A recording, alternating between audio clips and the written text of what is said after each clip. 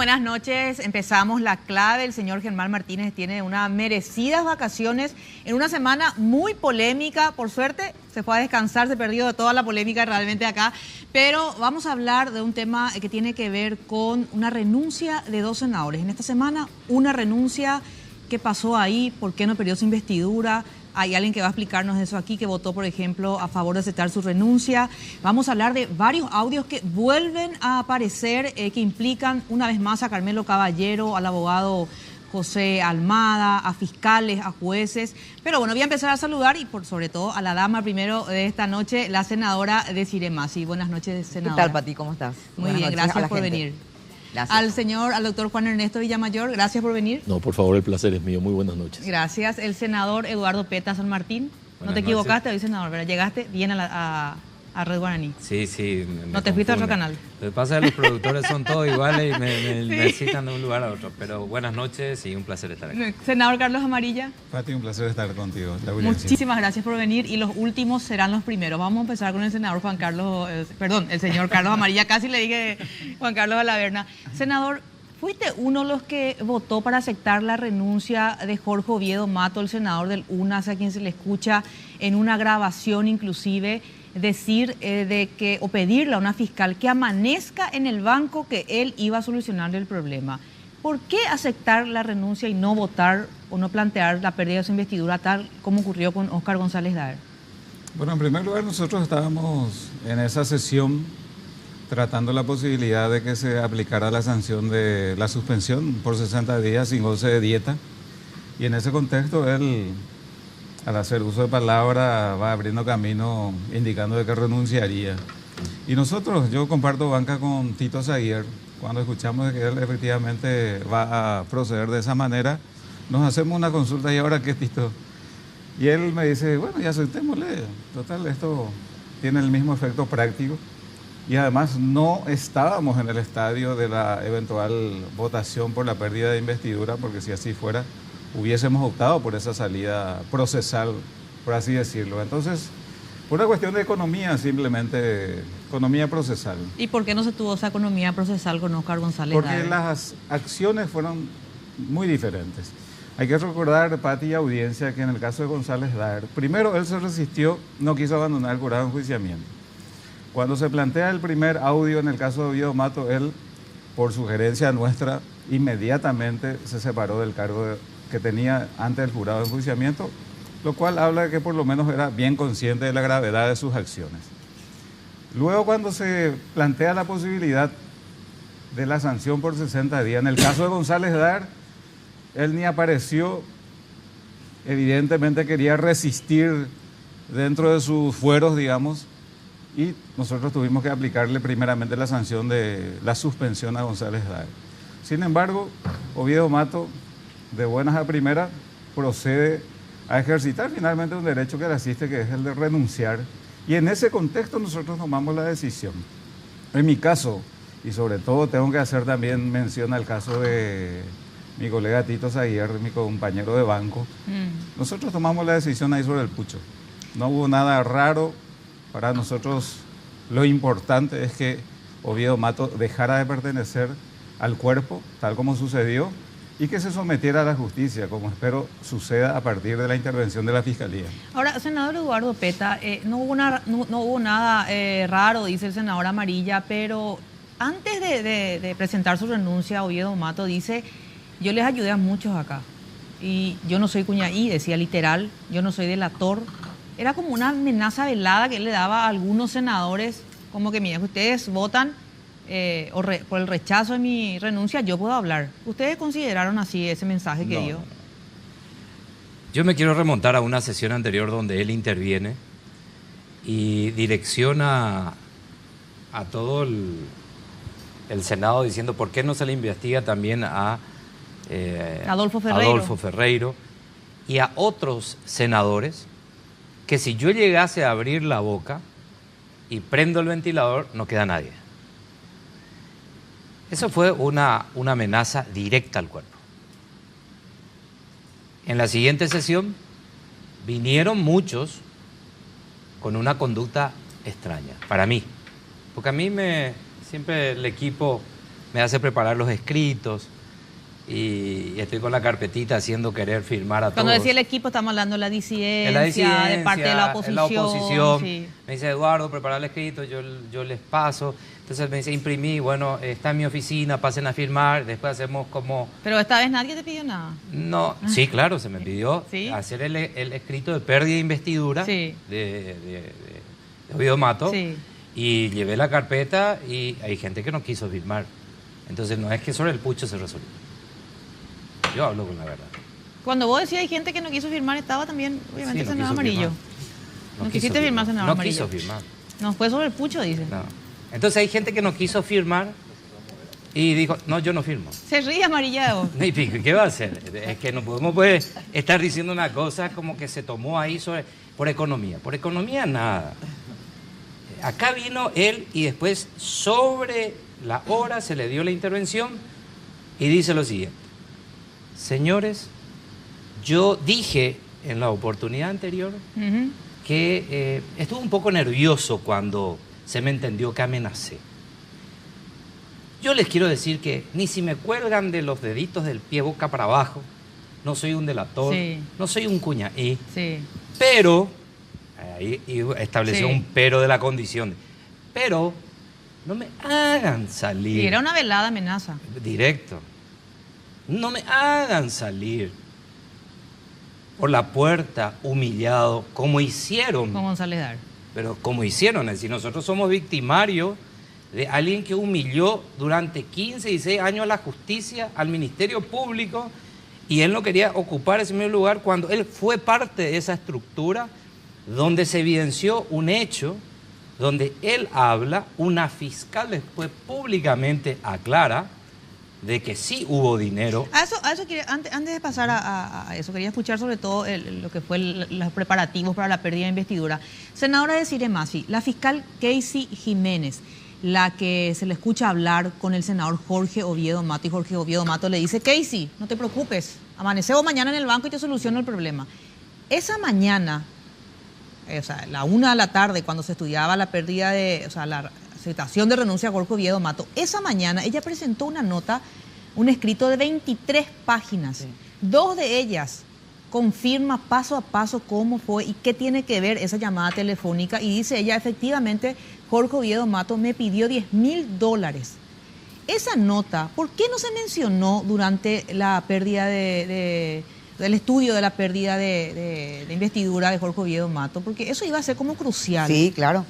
Mira, en el medio de la sesión hay que estar ahí para saber. Sí. Efectivamente se dio entrada a la nota. O sea, si uno está escuchando la sesión, algunos a lo mejor somos muy obsesivos. Ellos me culpan a mí de que yo soy muy obsesiva. Asumo que soy muy obsesiva. Pero es un trastorno. Bueno, es un trastorno obsesivo compulsivo. ¿Verdad? No, es que se da lectura a que... Y luego yo le pregunto al secretario general, porque quien tiene que ordenar que distribuyan eso es el presidente, ¿verdad? Porque él dice, en ese momento, dice el presidente Lugo, se gira a la Comisión de Asuntos Constitucionales, esa es la realidad. Claro. Pero estaba allí, es más, yo tengo una copia en casa. ¿Pero habían leído ya cuando eso o no, lo que decía la fiscal Casey Jiménez? Porque ella ahí decía eso, lo de los 10.000. ¿Habían leído ya para cuando empezó la sesión todo eso? No, nadie leyó.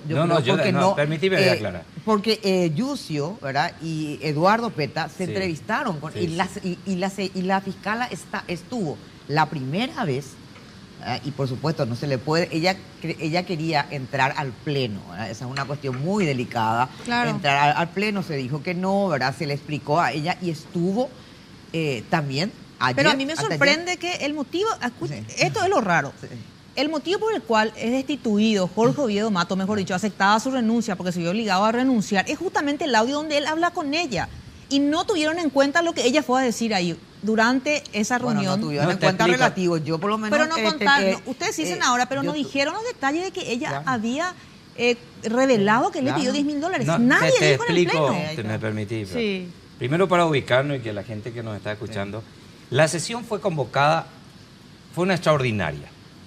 Y eso es importante aclararle y aclarar a todos que al establecerse una convocatoria extraordinaria no se puede incorporar otro punto. Punto. Ahí, esa es la suspensión. Claro. Es decir, la renuncia que después le dice Ovidio Matos, prepárame, le dice al secretario por escrito y le voy a dar entrada. Es decir, tratamos algo que no ingresó, violentamos el reglamento a botazo limpio. Es decir, lo que se hizo es alterar el orden del día, incorporar algo que no estaba, y cuando se le toma juramento al reemplazante de Óscar González Daer, se incorporó en una extraordinaria su juramento y se le convoca. No, acá estaba todo preparado.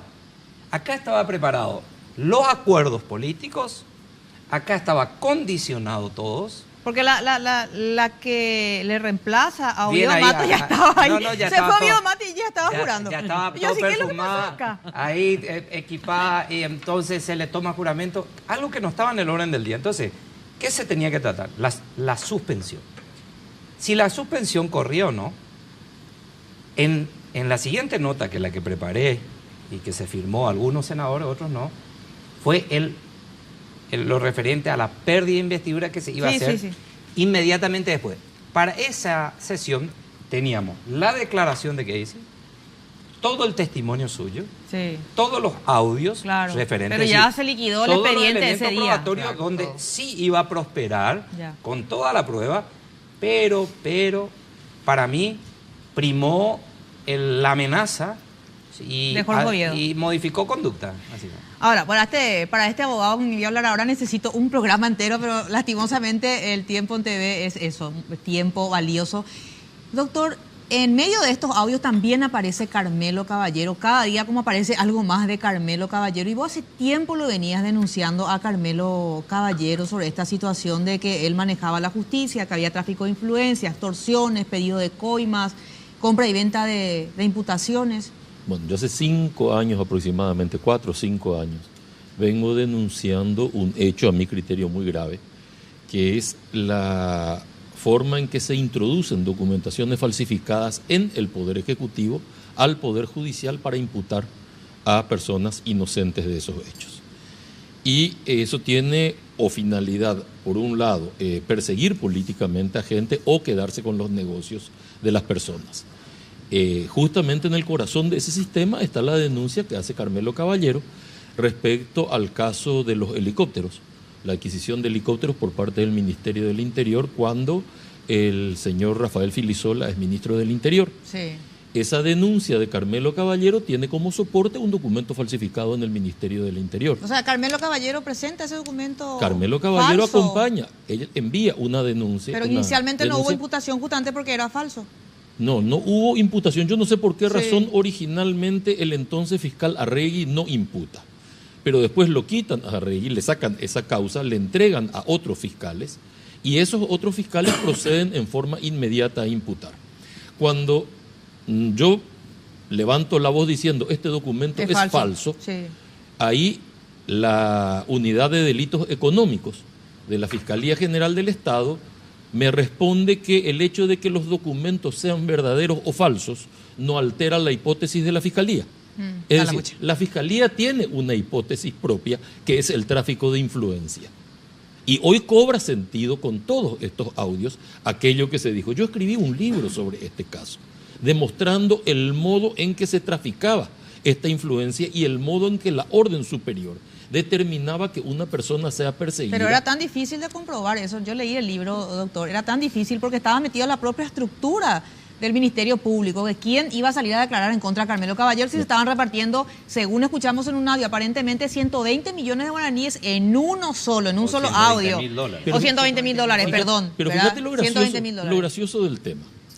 Cuando se le denuncia a los fiscales Sí. por la utilización de un documento falso Sí. en un juicio, que una vez que entra a un juicio es instrumento público, se le denuncia a los fiscales, otro fiscal, Sí. sale y dice que no puede llevar adelante una imputación contra los fiscales porque el documento es tan claramente falso que no pudo haber llamado a engaño a nadie.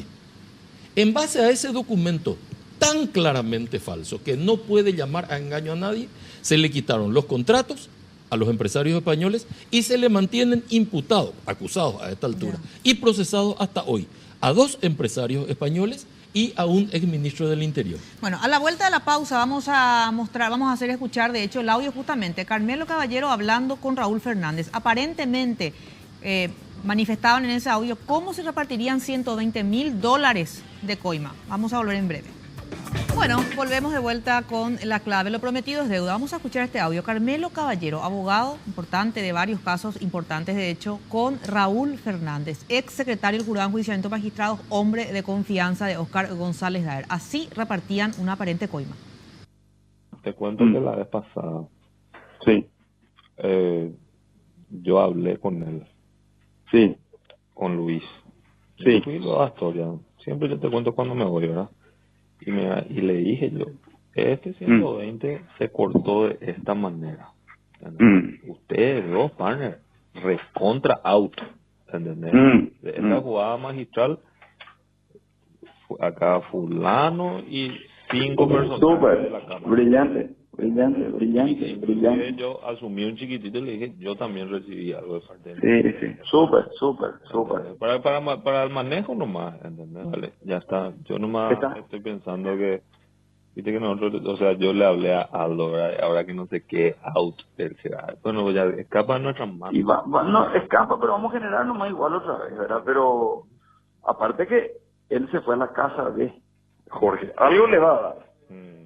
O sea, puede ser que le dé 5, 10, 15, 20, ya es otra cosa, ¿verdad? Él canta 50. Él canta 50, ¿verdad? Pero lo que pasa es que él se fue a su casa. Él se fue a San Vicente. Sí. Y ya le dijo, quiero 4 imputaciones, este. Sí. Y Aldo está con eso. Eso también es cierto. Bueno, así que eso es con respecto a ese tema. Sí. Me permitía avanzar un poquito. Ahí ya estás al tanto de eso, ¿verdad? Sí. Bueno, y cuando le dice me permitía avanzar el tema, ya empezaron a hablar de otro tema. Este ya solucionaron con el tema de las imputaciones, empezaron a hablar de la plata. Ahora, senador Carlos Amarilla, se lo menciona bastante a José Ortiz, este gerente de Tabesa, la empresa del presidente Horacio Cartes. ¿Por qué todavía no hay imputación, cree usted, sobre José Ortiz? Porque Carmelo Caballero dice que en el yate de José Ortiz estuvieron operando para que Javier Díaz Verón de vuelta ocupe la terna y posteriormente sea electo fiscal general del Estado. ¿Y por qué la Fiscalía, el Ministerio Público con Díaz Verón a la cabeza, pero toda su cohorte de fiscales, son una manga de bandidos? Porque por acción u omisión están enredados, pero hasta la maceta con toda esta podredumbre institucional. Porque es inexplicable que no se hayan tomado medidas contundentes, que se hayan perdido pruebas, evidencias, por la desidia, por la falta de coraje y convicción en el desarrollo de sus tareas. Y ahí está el gran desafío ahora, porque tenemos que dar pasos, digamos que muy acertados desde todas las esferas, para procurar ahora que el Ministerio Público se depure.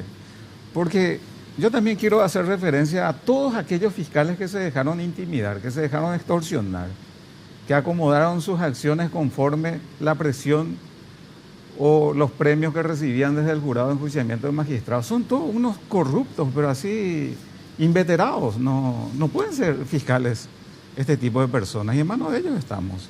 Entonces hace falta tirar una bomba dentro de la institución llamado el Ministerio Público para ver si algo puede mejorar. Pero con esta gente nada vamos a hacer. Mira que está decir Me van a acusar otra vez de que sabe que... No, yo por eso digo lo de la bomba, yo no me hago cargo.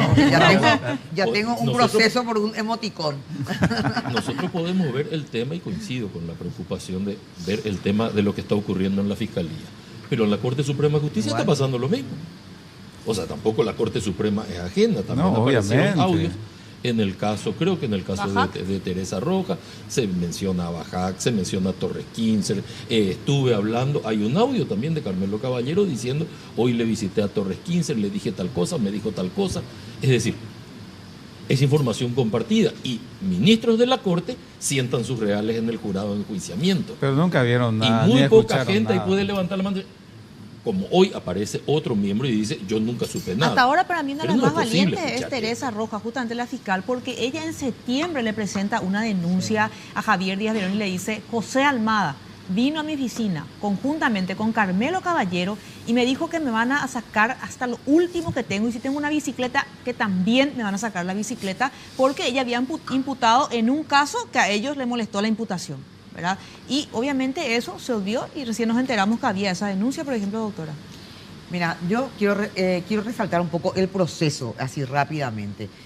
Yo creo, sinceramente, nosotros como grupo, que es lo que la gente conoce como la multibancada, que está la gente de Colorado, Añetete, Carlos Amarilla, los senadores, le estoy incluyendo a Eduardo Peta, evidentemente, dentro de Colorado, Añetete. Claro. ¿Verdad? Está la gente de Avanza País, los senadores efrainistas, Tito, etc. Sinceramente yo creo, sin soberbia, ¿verdad? Pues yo estoy muy orgullosa. ¿En qué sentido? Aparte de lo de la enmienda y todo, yo creo que otro Senado no iba a hacer lo que nosotros hicimos. No es mérito, es obligación. O sea, en este momento están fuera. A lo mejor no como nos gustaría a nosotros dos por lo menos, porque nosotros creíamos y creemos que tanto Oviedo Mato como González Daer tenían que tener el mismo trato. Pero esto jamás ocurrió. 2 senadores. Por primera vez en la historia de nuestro Congreso pero que Nacional. Encima no son cualquiera, ¿verdad? Claro. Aparte de ser peso pesado en la política, vamos a decir, fueron presidentes del Senado. El Congreso. Y por ende del Congreso. Sinceramente, y tampoco íbamos a hacer nosotros nada de esto si no sentíamos el apoyo de la gente y de los medios de prensa. Yo quiero rescatar eso porque siempre hay que dar esperanza de que se puede. Porque si no parece que nada vale el esfuerzo. Y también aprovecho porque dicen, ¿qué pasa? Que la gente no está en la calle. Pero tampoco. La gente está en la sobrevivencia. Tampoco le reclamemos a la gente lo que los políticos tenemos que hacer. Y con el tiempo la gente va a empezar a movilizarse. O sea, estamos a fin de año, la mayor parte, los que van a tener aguinaldo ya lo tienen empeñado y la mayoría no lo tiene. Entonces yo quiero resaltar eso, la valentía de los medios de prensa, de un grupo de senadores, más allá que tengamos diferencias, etcétera, que ojalá que el próximo Senado tenga esta misma y diputado, porque el Congreso que se viene, y acá en todo caso voy a unir ya, si la gente cree que este Congreso es malo, yo sinceramente espero que la gente sepa elegir el Congreso 2018. Porque vos ves los candidatos, sobre todo en diputados, que ahora, y acá uno con lo que vos estás diciendo, no tenemos un diputado que es capaz de plantear, aunque sea de manera testimonial, el inicio del juicio político al fiscal general y a todos. Acá el Congreso 2018 no es para Peredi, porque para nosotros, por lo menos, el modelo cartista, que siempre tiene un plan A, B, C, Z, ellos ya tienen su plan B, que es, van a dejar el Ejecutivo, porque ya después de la interna, independientemente de que ganen, pero ellos ya están mirando hacia el poder legislativo. Con lo cual, si nosotros no hacemos algo que tiene que ver con el Ministerio Público y con la Corte, este modelo igual va a tener 2 poderes. Ya va a tener el poder legislativo, si es que yo no voy a juzgar la elección de la gente, ojalá que elija bien, y el poder judicial, si es que nosotros no empezamos a abrir esa grieta también del poder judicial, que como dijo Juan Ernesto, están todos metidos, o por acción o por omisión. Poder judicial y ya no, por supuesto, fiscalía. A ver, un poco, en Paraguay y en cualquier país del mundo, y con eso termino para mí. Sí. Sinceramente, yo no me imagino, o sea, para mí, aparte de la idoneidad y de la integridad, un requisito es tener coraje, porque si no, no vas a romper la rosca. O sea, necesitamos fiscales con coraje y necesitamos ministros de la Corte con coraje. Claro. Porque, o si no, no tienen nada que hacer. Y mucho denunció la oposición, la disidencia, cómo se conformaba la terna, que se hacía en Burú y Charoa, y muchos decían, pero ¿cómo se va a hacer de esa manera, que no podía hacer? Y muchos no creían que esa terna se armaba entre 2 o 3 personas. Efectivamente, aparece un audio donde Raúl Fernández confirma quién preparó la terna y también confirma quién le puenteó a Horacio Cartes queriendo ser fiscal general del Estado. Vamos a escuchar. Ariel me decía, ¿verdad? No, ¿quién? Ariel Martínez. Metió la pata porque empezó él a operar sobre el presidente para estar en la terna, ¿entendés? Ah. Y el que se fue a hacer la terna con el presidente fue Luis María Benítez Riera. Ya. Y estando con el presidente le llama a Ariel y le llama al papá de Ariel a pedirle. Y Luis María, gran maricón, le cuenta al presidente, mira quién me está llamando, ¿entendés? Y ahí le mató. Ah. Yo entiendo que la candidata del presidente es santa. Sí, yo también estoy segura. Pero el que va a conseguir el acuerdo es Javier. A mí Y me hicieron lo mismo este por la septiembre fama. te va a hacer.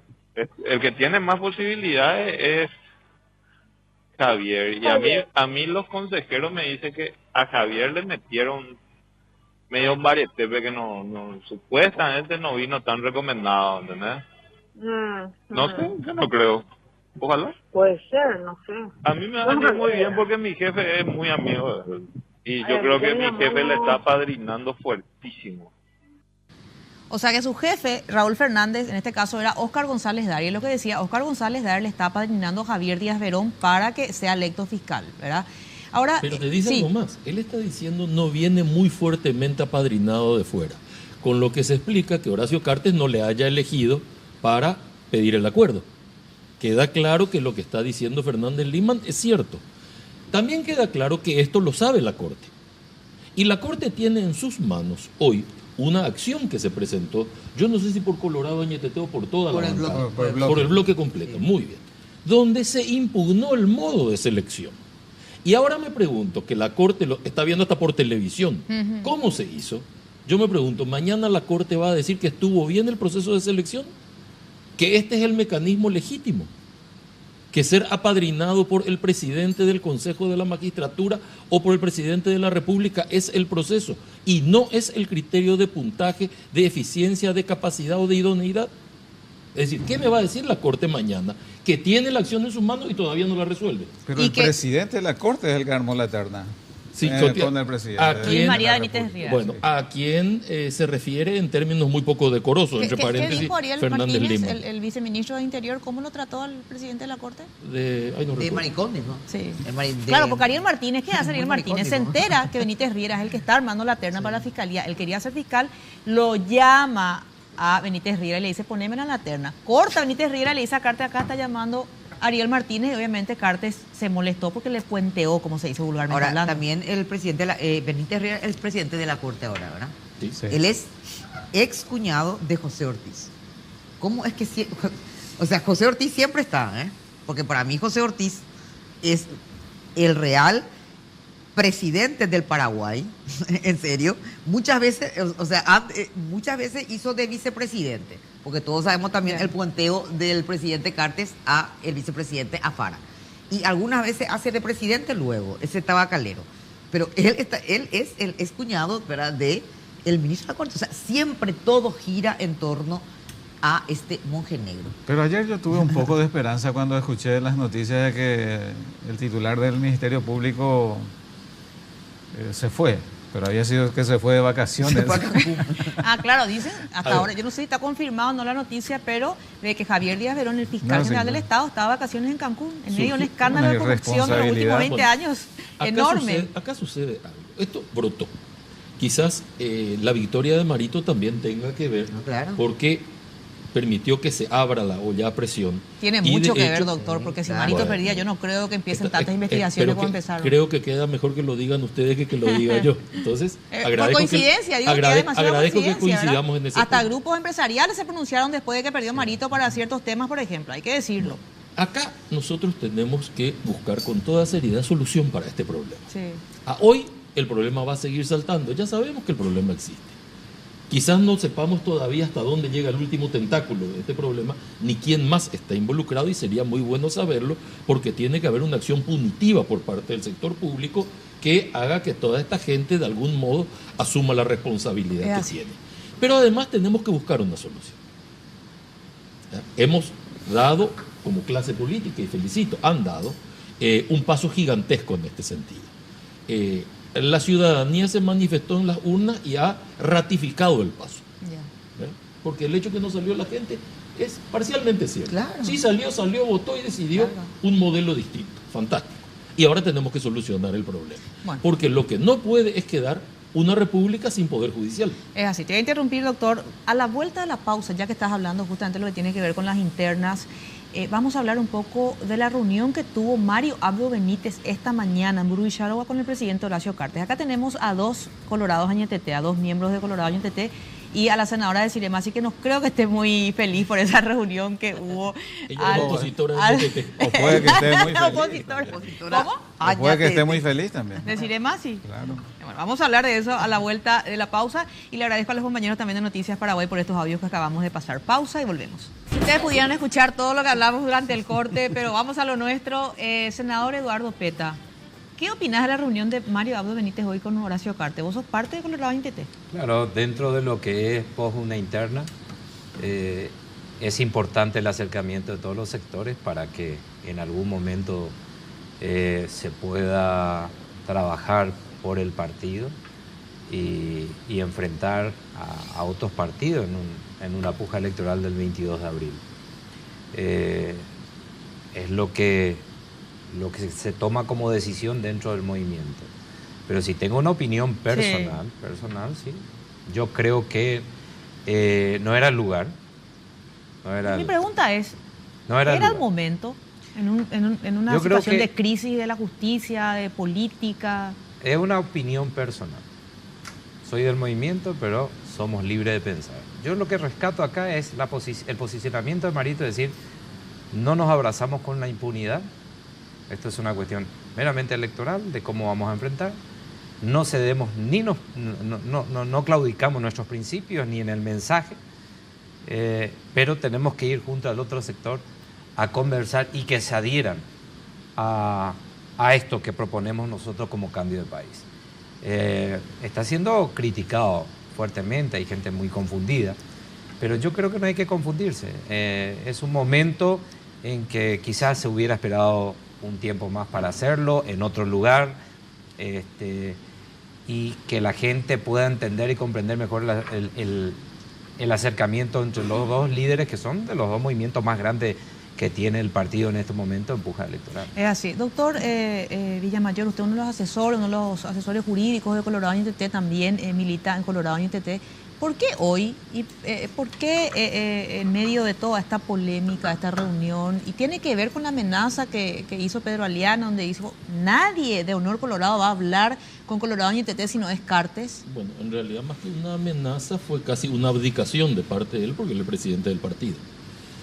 Pero de todos modos, ¿qué han dicho todos? La única persona con la que se puede hablar es Horacio. ¿Cuál es el momento para hacerlo? En medio de esta crisis. Esta crisis va a durar muchos meses. Las elecciones se van a hacer en medio de esta crisis. Esta crisis va a continuar. No hay posibilidad de que esta crisis de acá la semana que viene concluya, porque no va a concluir hasta que se solucione. Entonces, nosotros vamos a tener fin de crisis cuando podamos decir la Corte ha sido renovada, la institucionalidad ha sido repuesta, la Fiscalía General del Estado ha sido renovada y hay fiscales que están procesados y jueces que están procesados. Hasta ese momento, y que eventualmente sean condenados, y estudios jurídicos que participan con ellos, que se convirtieron en los brazos largos, toda esa gente tiene que ser de algún modo castigada, porque de lo contrario no se entiende esta crisis. ¿Y a qué acuerdo llegó Marito con Cartes hoy? Ahí viene la primera reflexión que realiza Eduardo, con la que yo coincido totalmente. Claro. El estilo de liderazgo de Marito es muy horizontal, es muy amplio. Y la gente que conforma Colorado INTT, pues somos todos lista 1, todos partido Colorado, es diversa. Cada uno tiene su personalidad, sus principios, y no necesariamente la disparidad de criterios altera el afecto ni el compromiso con el proyecto. Pero acá se respeta la disparidad de criterios. ¿Pero a qué acuerdo llegó con Cartes hoy? Al menos, ¿cuál es el primer paso? Trabajar por lista 1, no más que eso. Es más, aclara Marito, porque se lo dice Horacio Cartes, que es sin ninguna condición. Entonces, desde el momento No, es Marito el que tiene que decir eso, porque... No, pero eso ofrece Horacio. Es decir, a mí me preocupa poco el tema de cuál es el orden de los faroles, porque no me altera el valor del alumbrado. Sí. De hecho, me tenían que decir, a ver, tenía que haberse ido Horacio junto a Marito o Marito junto a Horacio, que me da lo mismo. Me es absolutamente indiferente. Y Marito dice algo que es muy cierto. Si yo tengo que convencer al último herido, tengo que ir a buscarlo a su casa, voy a ir a su casa a buscarlo, no hay problema. ¿Y ahora dónde fue a buscarlo? Bueno, a su casa. Ya. Que no es el último herido naturalmente, es el líder de un movimiento donde todo el mundo dice nadie puede hablar si no se habla primero con Horacio. Es así. Muy bien, se va y habla con Horacio. ¿Y qué trae? El acuerdo de, señores, empujemos todos la lista unificada. Y acá hay una reflexión que quiero hacer. Sí. Nosotros pertenecemos a un partido político que tiene un mecanismo de dirimir diferencias. Dirimir diferencias no quiere decir dividirse a cada rato, porque entonces el partido desaparecería. Es decir, ¿qué tuvimos que resolver? Los colorados tuvimos que decidir a quién le encomendamos que conduzca la nave del partido hasta el puerto de la Victoria. Y esa persona se llama Marito. Y Marito tiene que, como responsable, aglutinar a todo el mundo, colocar un sistema de orden dentro y conducir la nave. La última persona que se le encargó, la última, no una de las primeras, a Eduardo le voy a traer la reflexión, que se le encargó conducir una nave hasta determinado lugar, apenas se descuidó, le hicieron un becerro de oro. Hay que tener cuidado con eso. Senadora de Siremasi, la campaña de Mario Abdo Benítez decía cerca de la gente, lejos de Horacio Cartes. Entonces, es como que cuando hoy lo ven entrando en Burubicharroga, después de ¿cuánto? 2 años más o menos, creo que Marito no va en Burubicharroga. Es como le sacaron a la luz esa frase que él usaba. Cerca de la gente, lejos de Horacio Cartes. Durante su campaña, por ejemplo, él decía eso. Hoy, sin embargo, en se fue a hablar realidad, con él. yo no sé si Marito llegó a decir, obviamente. No, esa fue la campaña esa es la frase de Efraín. De Efraín Alegres, esa frase. Eso no es de Marito. Lejos de Cartes, cerca de la gente. Así era en el medio de la interna que se tuvo, obviamente, con lo que nosotros... Pero en el caso de Marito no va a pasar eso. En el caso de Marito, a ver, yo voy a tratar de... nosotros sabíamos que iba a ocurrir esto. Siempre dijimos, es decir, ¿en qué sentido? A la inversa iba a ser la sorpresa. El Partido Colorado, obviamente, como dijo Juan Ernesto y como dice toda la gente, yo puedo criticar mucho, pero yo nunca vi, salvo no sé cuándo, que no exista el abrazo republicano. Te puede gustar o no. Pero siempre existe. Existe. Entonces, para mí está dentro de los supuestos de lo que natural. iba a ocurrir, claro.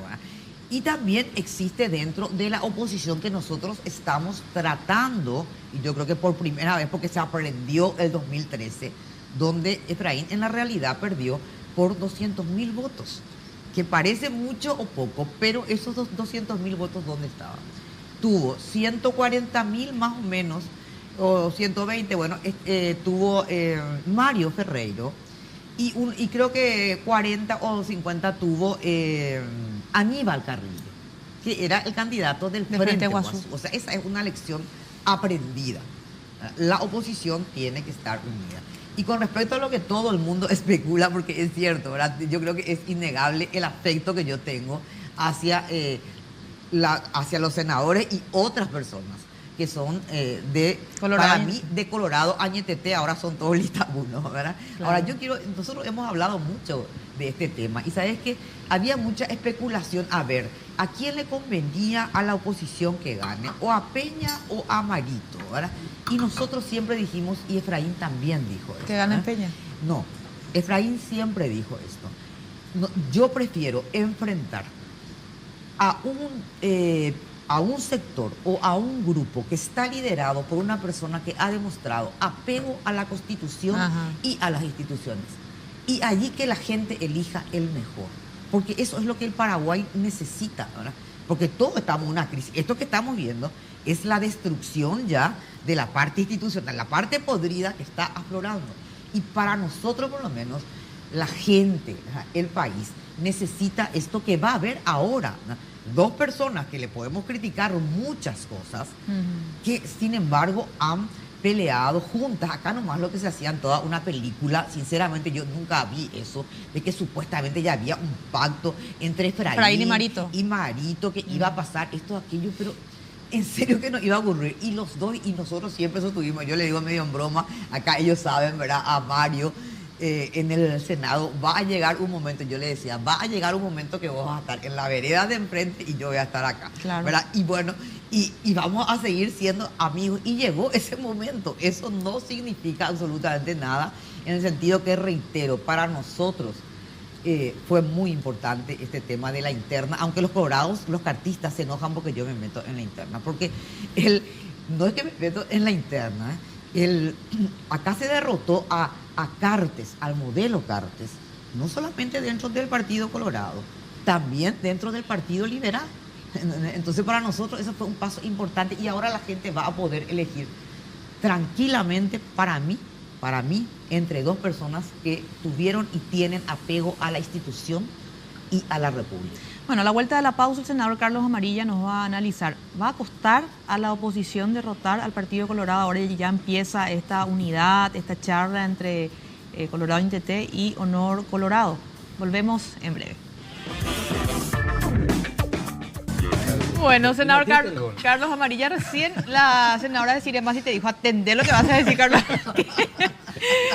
Senador Bueno, Carlos pregunta, Amarilla, sí. ¿qué representa Marito como desafío para la oposición? Sí. Y la verdad es un candidato muy potente que ofrece el Partido Colorado. Va a ser muy difícil a la oposición paraguaya derrotarlo, electoralmente hablando. Creo que Marito, yendo un poco a lo que sucedió el día de hoy, hizo lo correcto. Él tiene que hablar con todos los frentes del Partido Colorado. A mí me parece que hablar en la política no tiene nada de malo, es neutral. Lo importante es evaluar qué compromisos surgen de ahí, qué acuerdos se dan, etcétera, para, en función a eso, ir observando el comportamiento de los actores políticos. Marito es un candidato muy potente que ofrece el Partido Colorado. Realmente va a ser muy difícil a la oposición derrotarlo. Pero no imposible. No imposible. Senador Eduardo Peta San Martín, tu reflexión de los últimos sucesos en general. Cerramos ya, este es prácticamente, sí, de hecho, el último programa del año. ¿Te esperabas un diciembre tan movido? Tenés 40 segundos. No, en realidad es un mes muy significativo, histórico en la República del Paraguay, para la justicia paraguaya. Para mí es un balón de oxígeno que va a la justicia, al Ministerio Público, a la Defensoría. Y vamos a seguir con el mismo ímpetu de transparentar lo que es el jurado de enjuiciamiento, convertirlo como una herramienta real de salida de los jueces corruptos y aquellos que han quebrantado el derecho, y garantizarles a aquellos que quieren hacer bien su trabajo. Entonces, con un juzgamiento objetivo. El sector, los abogados, los que le llamaban pasillero, Óscar González Daer, decirle lo siguiente: queremos también intervenir para que vos sepas que del otro lado de tu expediente, cuando está un abogado vinculado al poder, no tengas vos que explicarle por qué perdiste el caso a tu cliente. Es decir, hay un proceso muy interesante que se dio en este mes. Yo creo que Marito tiene bien clara, y hoy señaló de que la justicia debemos transparentar. Yo creo que no se va a abrazar con la impunidad Mario Abdo Benítez, y vamos a avanzar. Y bueno, por el camino, si por ahí aparece José Ortiz imputado, tendrá que rendir cuenta él, pero eso no puede afectar a la unidad del Partido Colorado para llegar al objetivo que sea Marito presidente de la República. En tu caso, doctor Villamayor, es como que te vino un poco a darle razón la mayoría de los audios que aparecieron. Imagino que es un buen 2017 para vos, porque terminaron diciéndote la mayoría. ¿Tenías razón, doctor? Sí, pero cuesta mucho, o sea, hay mucho el peso de tener razón después de tanto tiempo. Ajá. Y el modo de aceptarlo. De todos modos no termina de liberar, porque uno lo que quiere es que el país esté bien y que la cosa vaya mejor para todos, porque eso también... No, y tu gente, tu defendido, está imputado también, por ejemplo. Y no continúan procesados, pero bueno, ya se tiene que poner fin, porque con todos estos audios se está demostrando cuál era el objetivo y el método por el cual los procesaron. Y lo que queda hoy es esta lucha, que fue una lucha titánica de un grupo político al interior del Partido Colorado, que es la que yo viví, que triunfó en base a propuesta, en base a principios, mantiene y sostiene esos principios, mantiene ese proyecto, lo sostiene. El abrazo del partido se tiene que dar en torno a esa propuesta, en torno a la defensa de esos principios, en torno al no a la impunidad, en torno al sí a determinados valores. Y te anticipo una cosa: el Partido Colorado se va a abrazar al interior, pero no solo el Partido Colorado. Marito va a encontrar más abrazos fuera del Partido Colorado, en torno a los mismos principios y en torno a los mismos ideales. Gracias, doctor. Senadora de Ciremasi, este septiembre algunos te consideraban el terror del cartismo, y vos decías a veces en tu Twitter: no pueden vivir si no me mencionan, decía. ¿Cómo terminás el 2017, senador? Feliz. Ya lo dije una vez, ¿verdad? Y lo dije así, salió en la prensa, estoy feliz. Le ganamos al patrón del mal dentro y fuera de su partido. Así de sencillo. Y para no quedarnos ahí con el tema de Cartes, sinceramente para mí es un mensaje, porque hay que dar siempre un mensaje de esperanza a la gente. Se puede, sí se puede luego. En el 2018 todo este proceso depende de todos. que continúen. Yo estoy convencida de eso. Se dio, mira, toda una serie, en todo este proyecto, en toda, no solamente en lo de la enmienda, sí se pudo. Ahora va a haber justicia para Rodrigo, yo estoy convencida. Está Eduardo, está Tito Saguier allí. O sea, se puede. Es cuestión de coraje, de firmeza, que yo creo que vamos a salir adelante. Y aprovecho y le deseo a la gente que pasó mal este año, porque nosotros tenemos mucha cuestión política, pero te reitero, la gente que pasó mal económicamente, que se sintió en el bolsillo el parate. Bueno, por ellos nosotros, y esto no es demagogia, yo quiero para los hijos de todos los que tienen mis hijos, que es la posibilidad de salud y educación, la oportunidad. Ya. Eso es lo que queremos. Gracias, senadora. En 20 segundos, senador, porque ya se nos va el tiempo, ¿cómo definís todo lo que ocurrió en este último mes sobre todo? Maravilloso, lo que está sucediendo en el país es realmente esperanzador. Hay vientos genuinos de cambio, de transformaciones profundas. Vamos a recuperar las instituciones de la República y creo que nuestra democracia al fin se va a poner al servicio de la gente procurando su bienestar. Es lo que deseamos en el 2018 y lo vamos a lograr. Bueno, muchísimas gracias a todos. Ya me avisan que nos pasamos el tiempo, así que tengan un buen resto de jornada. Gracias a todos. Gracias. Hasta el próximo jueves.